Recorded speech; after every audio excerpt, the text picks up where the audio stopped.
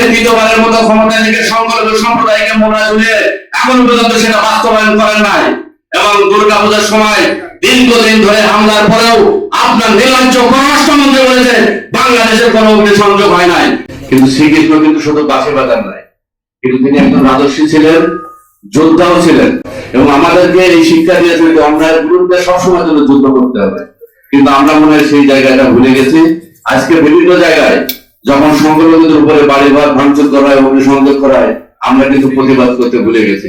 আমাদেরকে প্রতিবাদ করতে হবে, এবং এটাই আজকের এই জন্মাষ্টমীর অন্যতম প্রতিবাদ্য বিষয় হোক।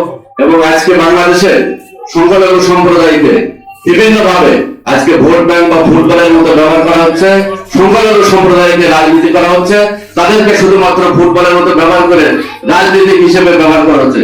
কিন্তু বাংলাদেশের সনাতনী সম্প্রদায় আজকে সচেতন, আগামী দিনে সংখ্যালঘু সম্প্রদায়কে আর ভোট ব্যাংক হিসেবে ব্যবহার করা যাবে না, ফুটবলের মতো ব্যবহার করা যাবে না।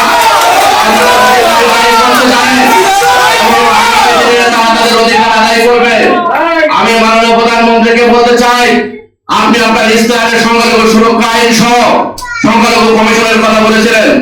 আজকে দ্বিতীয়বারের মতো ক্ষমতায় থেকে সংখ্যালঘু সম্প্রদায়কে মোড়া ঝুলিয়ে এখনো পর্যন্ত সেটা বাস্তবায়ন করেন নাই। এবং দুর্গাপূজার সময় দীর্ঘদিন ধরে হামলার পরেও আপনার নির্লজ্জ পররাষ্ট্রমন্ত্রী বলেছে বাংলাদেশের কোনো অগ্নিসংযোগ হয় নাই।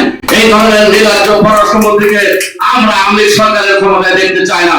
আগামী দিনে যদি সুষ্ঠু নির্বাচন হয়, জনগণ তার প্রার্থনার জবাব দেবে। এবং সেই সাথে বলতে চাই, আজকে বিরোধী দল, আজকে জাতীয় পার্টি, আমরা তাদের কাছে প্রত্যাশা করি প্রকৃত আপনারা কোন দলের লেজের ভিত্তি না করে প্রকৃত বিরোধী দলের ভূমিকায় আপনারা অবতীর্ণ হবেন, জনগণের পাশে থাকবেন, সংখ্যালঘু সম্প্রদায়ের পাশে থাকবেন, সংখ্যালঘু সম্প্রদায় আপনাদের পাশে থাকবে। আগামী নির্বাচনে যে বাংলাদেশের তৃতীয় শক্তি দেখতে চায়,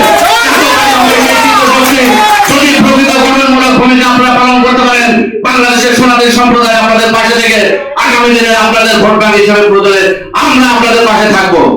আজকে যেভাবে সংখ্যালঘু সম্প্রদায়কে অত্যাচার নির্যাতন করা হচ্ছে, আমরা বলেছি সংখ্যালঘু সুরক্ষা আইনের কথা। আমাদের মাননীয় চেয়ারম্যান তিনি আমাদের কথা দিয়েছিলেন, সংসদে উনি সংখ্যালঘু সুরক্ষা আইন তিনি প্রণয়নের জন্য দাবি করবেন। আমরা সেটা খসড়া মাননীয় চেয়ারম্যানকে দিয়েছিলাম। আমরা চাই অনতি বিলম্বে এই সংখ্যালঘু সুরক্ষা আইন বাস্তবায়ন করতে হবে। আজকে রাষ্ট্র এবং সরকার সম্পূর্ণভাবে সংখ্যালঘু সম্প্রদায়কে নিরাপত্তা দিতে ব্যর্থ হয়েছে। আগামী দিনে যদি সংখ্যালঘু সম্প্রদায়কে সুরক্ষা না দেওয়া হয়, তাহলে বাংলাদেশের সংখ্যালঘু সম্প্রদায় নতুন করে চিন্তা ভাবনা করবে।